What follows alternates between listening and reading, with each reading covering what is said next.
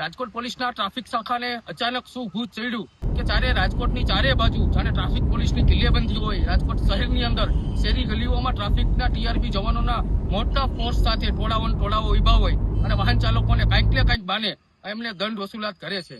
Traffic નિયમોનું પાલન કરવું એ સૌની જવાબદારી છે, તેનો વિરોધ હોઈ ન શકે। મોટા હોર્ન હોય, બ્લેક ફિલ્મ હોય, કેફી પદાર્થો અથવા તો હથિયાર હોય તેનું વાહન ચેકિંગ થવું જરૂરી છે અને જે રાજકોટ શહેર પોલીસ કરે તે ખૂબ આવકારદાયક છે। પરંતુ કોઈ માણસ ચોટીલા તરફથી રાજકોટ આવતો હોય, જ્યાં રાજકોટ શહેર પોલીસની હદ શરૂ થાય બામણબોર ચેકપોસ્ટ, ત્યાં અડધી રાતે 3 વાગે રાજકોટ ટ્રાફિક વિભાગના બ્રિગેડિયર 15 જણાના ટોળા ટોર્ચ લઈને ઉભા હોય આખું વાહન ચેકિંગ કરતા હોય। એનાથી આગળ આવો તો એરપોર્ટની જે ચોકડી છે હીરાસરની, ત્યાં એટલા જવાનો હોય। આગળ આવો તો માલિયાસણ ચોકડી છે, એની આગળ આવો તો જે નવાગામ ચોકડી છે। એટલે ક્યાંક ને ક્યાંક કોઈ અમદાવાદથી સોમનાથ કે અમદાવાદથી દ્વારકા જતા વ્યક્તિને આખા રાજકોટ શહેર ટ્રાફિક પોલીસના જે મોટા જે ટોલ નાકા કહેવાય એમાં કંઈક ને કંઈક તોડ પાણી આપી અને પ્રસાદી ધરીને જવું પડે તેવી સ્થિતિ અને તેવી ફરિયાદો અમને મળી છે। ખરેખર રાજકોટ કોઈ પણ ટ્રાફિક વિભાગની એની જવાબદારી એ ટ્રાફિક વ્યવસ્થાનું પાલન કરાવવું અને કોઈ પણ નિયમોનું ઉલ્લંઘન થતું હોય તો તેના માટે લોકોને જાગૃત અને અવેરનેસ અને તેમને દંડ દેવા જોઈએ। પરંતુ મોટર વ્હીકલ એક્ટ તો એટલા બધા છે કે તમારું મારું કે કોઈ સીએમની ગાડી હોય તો કંઈક ને કંઈક તો વાક હોય।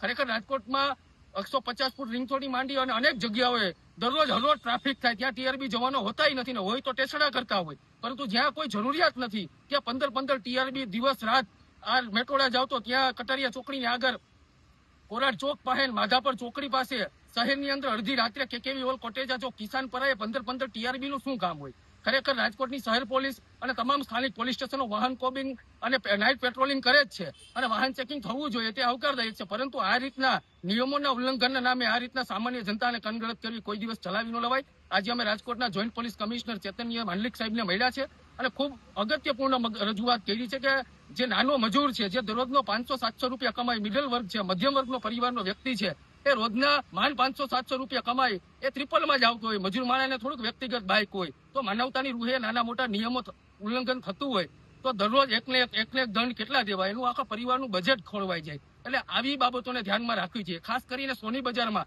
જે જૂનું રાજકોટ કહેવાય ત્યાં નાની પતલી શેરીઓ છે, ત્યાં ટ્રાફિક પોલીસ એ દરરોજ પોતાના ટોલ નાકા બનાવી અને ટીઆરબીની ગેંગ લઈ અને સોનીના અને ચાંદીના વેપારીઓને કનલત કરે। કારણ કે સોની બજારમાં કોઈ બકાલું કે કરિયાણાનો માલ લઈને ન જાય, ત્યાં સોનું કે ચાંદીના ઘરેણા જ લઈને જતા હોય। એટલે આવી રીતના બસ તોડ અને ક્યાંક ને ક્યાંક આમાં રાજકોટની આબરૂ જાય। તમે અમદાવાદ શહેર અને સુરતની સાપેક્ષમાં રાજકોટ ટ્રાફિક વિભાગનું જે સામાન્ય બહારના જિલ્લાઓના બહારના યાત્રાળુઓને જે રીતના ત્રાસ અને તોડ કરે છે એ ખૂબ જ શરમજનક અને રાજકોટની આબરૂ ઉપર ક્યાંક ને ક્યાંક એ લોકો ધૂળ પાણી કરી રહ્યા છે। અમે જોઈન્ટ પોલીસ કમિશનર સાહેબને ખૂબ ગંભીરતાપૂર્વક રજૂઆત કરી છે અને અમને પોઝિટિવલી રીતના જવાબ આપ્યો છે કે ખરેખર આવી રીતના હોય તો અમને પુરાવા આપો। અમે તમામ વિડીયો રૂપી પુરાવા રાજકોટના ટ્રાફિક બ્રિગેડિયર અને ટ્રાફિક પોલીસનો જે ત્રાસ છે, અડધી રાતે 3 વાગે કોઈ ટ્રાફિકનો કોઈ પોઈન્ટ નથી હોતો, ત્યાં તમારા જવાનો બેફામ તોડ પાણી કરી રહ્યા છે। જ્યાં 1-2 ટીઆરબીની જરૂર નથી ત્યાં 20-20 ટીઆરબીઓ એરપોર્ટે અને બામણબોર ચોકીએ કરી રહ્યા છે।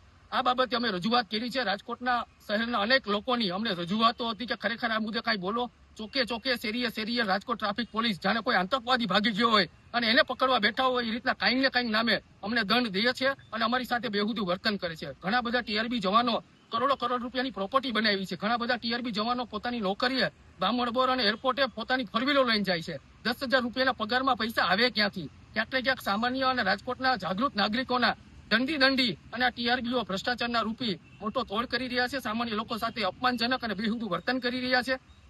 આ તમામ બંધ કરવા માટે કોંગ્રેસ આજે મેદાને આવ્યું છે અને આવનારા 10 દિવસની અંદર આ સિસ્ટમ, આ તોડ પાણી બંધ નહીં થાય તો અમે એક મોટું જન આંદોલન છેડવાના અને સ્ટેપ બાય સ્ટેપ અમે પ્રદેશના નેતાઓથી માંડી સહી ઝુંબેશ કરશું અને ધરણા કાર્યક્રમ કરવાના છે।